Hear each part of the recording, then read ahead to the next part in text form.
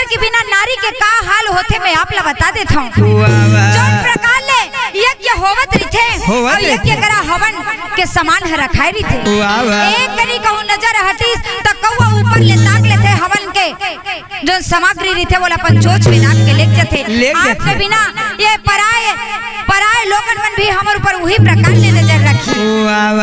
और जोन प्रकार ले यदि कोई में कार्य होवत है वहाँ कहो कोई ला भोजन देवत है कुकुर एक प्रकार ले एक पत्री में नजर रखे रही थी। वही प्रकार ले लोगन मन संसार के बैरी मन हमर ऊपर नजर रखे। पति परमेश्वर के बिना नारी के का हाल होते मैं आप ला बता देता हूँ। जौन प्रकार ले यज्ञ होवत रिथे और यज्ञ करा हवन के समान है रखाई रिथे। एक करी कहूँ नजर हटीस तो कौवा ऊपर ले ताक लेते हवन के जो सामग्री रिथे बोला अपन चोच में नाक के लेक जाते। आपके बिना ये पराए लोगन मन भी हमर ऊपर वही प्रकार ले नजर रखी।